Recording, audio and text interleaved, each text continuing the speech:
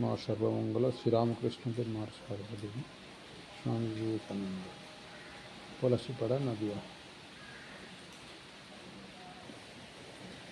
ওম স্থাপকায় চ ধর্মস্য সর্বধর্মস্বরূপিণে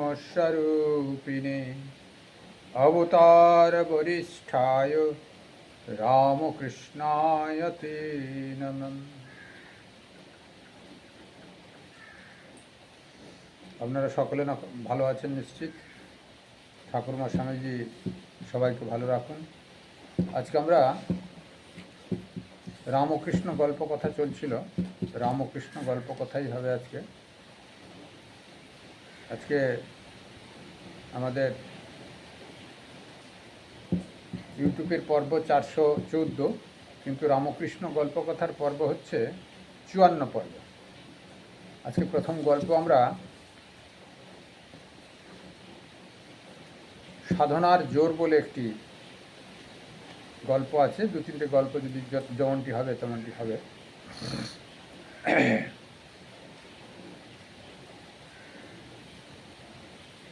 শ্রীরামকৃষ্ণদেব একটি গল্প বলছেন, তা বিশ্লেষণ করা যাবে। রণজিৎ রায় ওখানকার জমিদার ছিল। তপস্যার জোরে তাকে কন্যারূপে পেয়েছিল। তাকে মানে পার্বতীকে, মাকে। মেয়েটিকে বড়ই স্নেহ করে। সেই স্নেহের গুণে তিনি আটকে ছিলেন। বাপের কাছে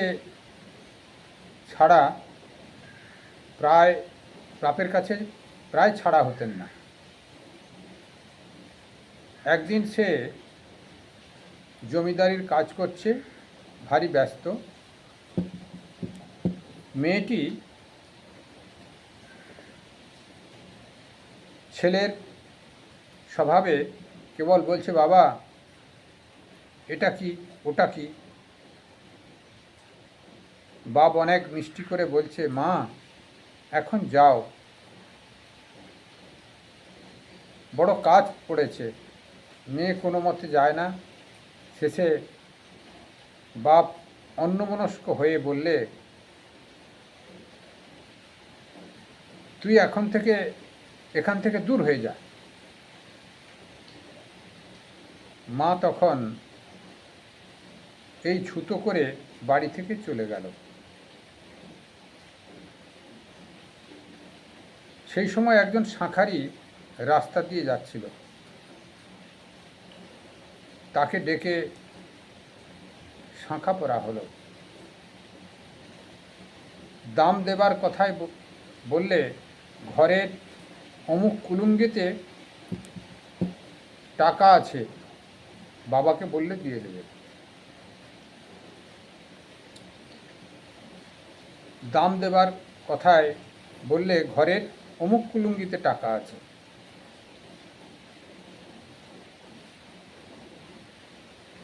তা এই বলে সেখান থেকে চলে গেলে, আর দেখা গেল না। এদিকে শাঁখারি টাকার জন্যে ডাকাডাকি করছে তার ঘরে গিয়ে। তখন মেয়ে বাড়িতে নাই দেখে সকলে ছুটে এলো। রণজিৎ রায় নানা স্থানে লোক পাঠালে সন্ধান করবার জন্যে। শাঁখারির টাকা ঠিক সেই কুলুঙ্গিতে পাওয়া গেল, মেয়েটি রেখে গেছিল। রণজিৎ রায় কেঁদে কেঁদে বেড়াচ্ছেন। এমন সময়ে লোকজন এসে বললে যে, এই বড় দিঘিতে কি একটা দেখা যাচ্ছে। সকলে দিঘির ধারে গিয়ে দেখে যে শাঁখা পরা হাতটি জলের উপর তুলেছে। তারপর আর দেখা গেল না।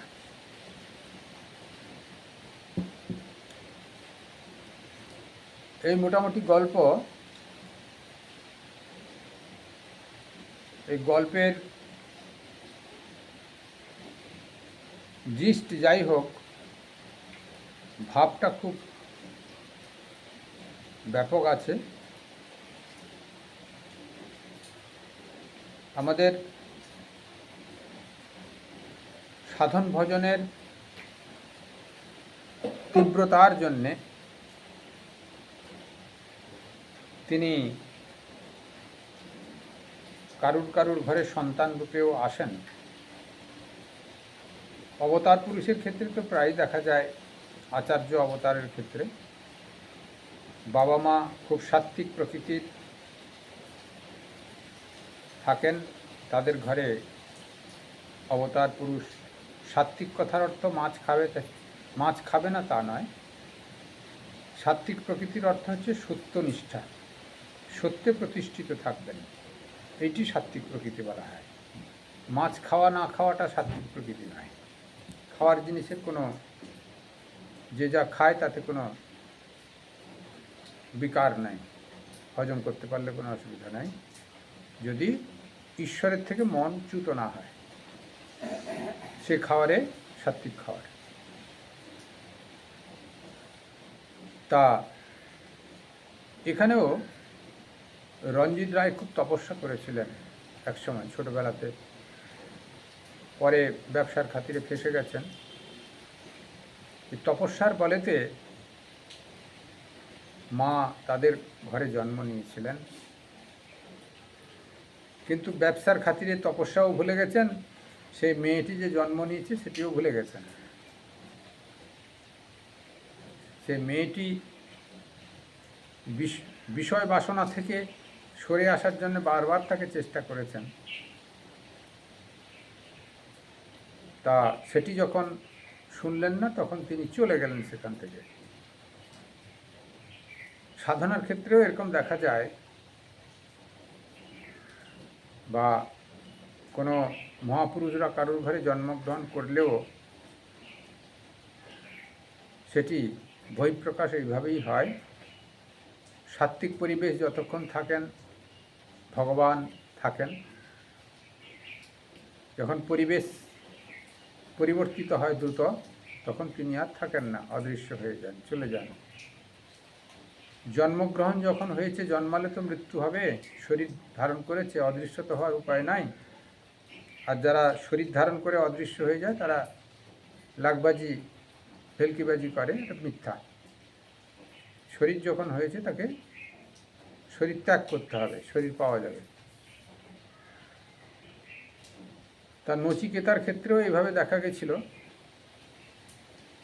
তিনিও মহাপুরুষ এসেছিলেন, কঠোপনিষদে পাওয়া যায়, যার থেকে আমাদের কঠোপনিষদ বা ঈশ্বর প্রাপ্তির মার্গ পাওয়া গেছে, স্বর্গলাভের মার্গ পাওয়া গেছে। মার্গ মানে পথ পাওয়া গেছে, বা মানুষকে কিভাবে জীবনযাত্রা করতে হবে সবটাই নচিকেতাকে অবলম্বন করে কঠোপনিষদে পাওয়া যায়। সেই নচিকেতাও বাবার অশ্রদ্ধার জন্যে পরীক্ষার ছলে বাবাকে, আমাকে কাকে দান করবেন, আমাকে কাকে দান করবেন, তা বাচ্চা ছেলে বাবার কাছে বিরক্ত করছে মনে করে বাবা যমকে দিলাম, মুখ ফসকে বলে দিয়েছিলেন। তিনি যমালয়ে চলে গেছিলেন। পরবর্তীকালের ঘটনা আছে এমনই।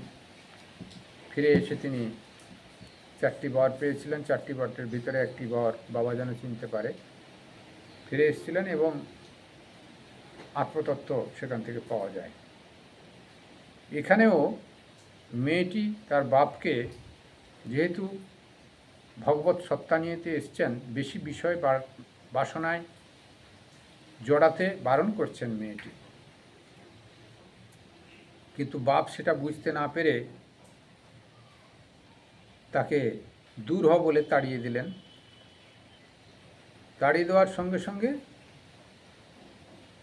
তার যে ভিতরে শক্তি এসছিল, সাধন ভজনের শক্তি মেয়ে রূপে, সেখান থেকে তিনি চলে গেলেন। স্মৃতি হিসাবে দেখিয়ে গেলেন যে আমি শক্তি ছিলাম।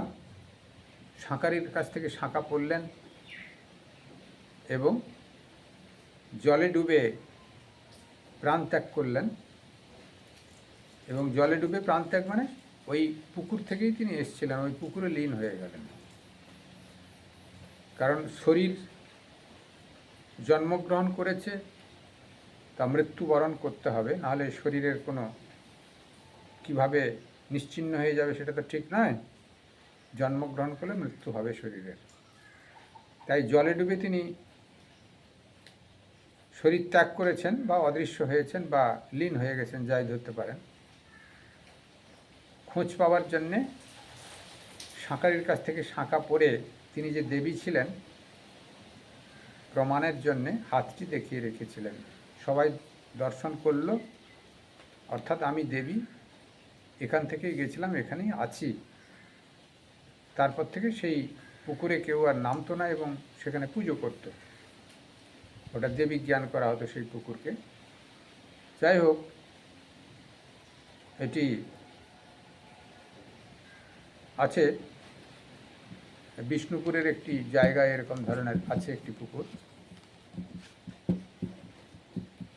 তো এইভাবেতে গল্পের জিষ্ট হচ্ছে, বেশি বাসনায় জুড়ানোর দরকার নাই।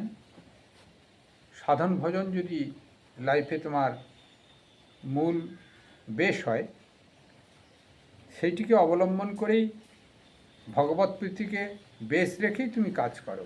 কাজ করতে হবে সমাজে, ঘরে থাকলেও করতে হবে, সমাজেও কাজ করতে হবে, সংসারে থাকলে সংসার যাত্রাও নির্বাহ করলেন, কিন্তু সাত্ত্বিকভাবে ভগবানকে নিয়ে।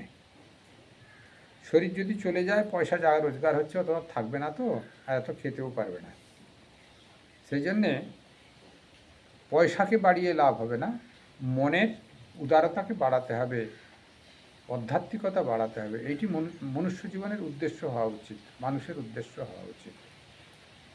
সেই জন্যে আমাদের জীবন শুরু যার ভালো হয়, শেষ পর্যন্ত ভালোভাবে একই ভাব নিয়ে, ঠাকুর বলছেন ভাব মুখে রাখো, মানে একই ভাব যেন সারা জীবন কাটে, একইভাবে, তাহলে তার একটা দিশা পাওয়া যাবে। ধরো কেউ সাধু হয়েছে, দুদিন পরে এই দিলীপ ঘোষ জড়া একরকম ছিল, RSS করতো, রাজনীতি করলো, ধরো বিয়ে করলো, ধাক্কা খেলো, খেলো, অর্থাৎ আদর্শচ্যুত হলো, আদর্শে থাকতে পারলো না। এটা দৃষ্টান্ত দিলাম মাত্র, সে রাজনীতির লোক করুক, সেটা আমার যাওয়া যাচ্ছে না। তো এরকম আমাদের ভিতরেও একটি আদর্শ যদি আমরা প্রথমে সিদ্ধান্ত করি, যত কষ্ট হোক সেই আদর্শে আমরা থাকব, তাহলে আমাদের প্রত্যেকের মঙ্গল হবে। আদর্শচ্যুত হলে সমাজের দিক দিয়ে যেমন ঘৃণার পাত্র হয়, চলতি কথায় ঘেন্না করে, কিন্তু সেটা ঘৃণার পাত্র হয়, তেমনি নিজেও মনের দিক দিয়ে সুস্থি পায় না। আপেক্ষিক অর্থে মনে হবে সুস্থ আছি, বাইরে দেখাবে, কিন্তু সে নিজে নিজে ভাবে যে আমি আদর্শচ্যুত লোক। তো ফলে যেন ভগবান থেকে একটু দূরে চলে যান। সেই জন্মে এইভাবে চলে যাবে, তারপরের জন্মে আবার হয়তো ভালোভাবে কাটাতে পারবে। যেখানে আদর্শচ্যুত হয়েছে সেখান থেকে আবার শুরু হবে জীবন। সেই জন্যে আমাদের প্রত্যেকের থাকা উচিত, প্রথম একটি সুন্দর আদর্শ বেছে নিব, সেই আদর্শে সারা জীবন কাটাতে পারব, তাহলে ভগবান প্রীতি বেড়ে যাবে এবং ভগবান অবশ্যই কৃপা করবেন। আমাদের আত্মসন্দর্শন অবশ্যই হবে। যদি আত্মসন্দর্শন চেষ্টায় নাও হয়, অনেকটা এগিয়ে যেতে পারবো, প্রশান্তি পাবো, শান্তিতে থাকতে পারবো। এটি মূল কথা, যে সাধনার জোর থাকলে ভগবান আমাদের ঘরে আসেন এবং সেই ভাবকেও আমাদের ভিতরে ধরে রাখতে হবে। আরেকটি গল্প করা যাক আজকে। কারেন্ট চলে গেল নাকি? জায়গা হতেই হবে, একটু অন্ধকার হবে। আর একটি গল্প করা যাক, কিন্তু কারেন্ট নাই, একটু কম আলো হবে। যাই হোক, ঠিক আছে। চিতা এক, চিন্তা এক, রাম চিন্তা। ভারী সুন্দর।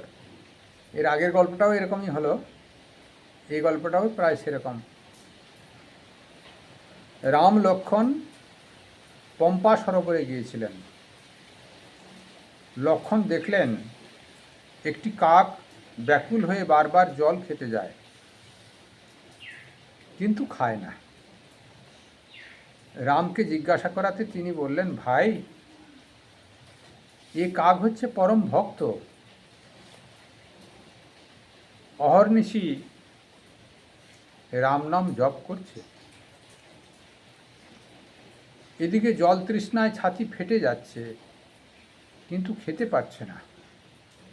ভাবছে খেতে গেলে পাছে রাম নাম জপ ফাঁকা পড়ে যায়। ভারী সুন্দর। কিন্তু আমাদের সাধুদের ভিতরে এই গল্পটা খুব আছে, 2 লাইনের গল্প যদিও, কিন্তু ভারী সুন্দর। যারা সাধক হন,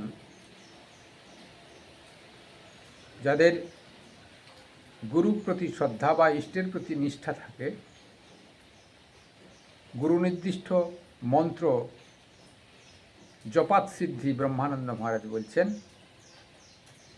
অহর্নিশি জপ করেন, নিষ্ঠা সহকারে জপ করতে করতে হয়তো কোথাও মশা বসেছে, রক্ত খেয়ে নিচে পড়ে গেছে, তার হুঁশ নাই, বা কোনো পাশ দিয়ে একটা বড় বাজনা বাজিয়ে কেউ কোনো একটা কিছু ক্রিয়াকাণ্ড করে চলে গেল, সেও শুনতে পায় না। তা আমাদের ইষ্ট নামের বা রাম নামের এমনই যদি জোর হয়, তা আমাদের ঈশ্বর লাভ অবশ্যই হবে। তেষ্টায় ছাটি পেটে যাচ্ছে, কাকটা জল খেতে পাচ্ছে না। তার মনে কি হচ্ছে, আমার তো জল খাওয়ার ইচ্ছা, ওখানে যাচ্ছি জল খেতে, কিন্তু যদি জল খেতে গিয়ে রাম নাম বন্ধ হয়ে যায়, জল খাবো কি করে তাহলে? তাই রাম নাম করছে। তা বোঝা গেছে কি সুন্দর? অর্থাৎ ইষ্টের প্রতি যে মন্ত্র উচ্চারণ, গুরুর প্রতি যে শ্রদ্ধা, নিজের আত্মবিকাশের জন্যে সাধন ভজন বা জপ ধ্যান নিষ্ঠা সহকারে করে যেতে হবে। যত আমাদের বাইরের জগতে মাইক আকর্ষণ বা বিকর্ষণ বা প্রলোভন বা বিক্ষেপ ভাবনা আপনাকে বিরক্ত করুক বা লোভ দেখাক, সেগুলো সব বর্জন করে আপনাকে যথাসময়ে জপ করা উচিত। গুরু নির্দিষ্ট পথে চলা উচিত, এবং জপটা অবশ্যই সমস্ত কাজের ভেতরে, যে কোনো কাজ করবেন, যা করবেন, অবশ্যই গুরুর মন্ত্র, গুরু প্রদত্ত মন্ত্র জপ করে যাবেন। জপের কোনো সূচি অসুচি নাই। হাগুখানা আর ওই ধৌত পোশাক পরা কি হাগুখানায় বসা, তার কোনো নাই। সব জায়গায় হাগুখানায় বসেও আপনি জপ করতে পারেন, তবে কর হিসাব করার দরকার নেই। মনে মনে জপ করবেন, জপমালা নেওয়ার দরকার নেই, মনে মনে জপ করবেন।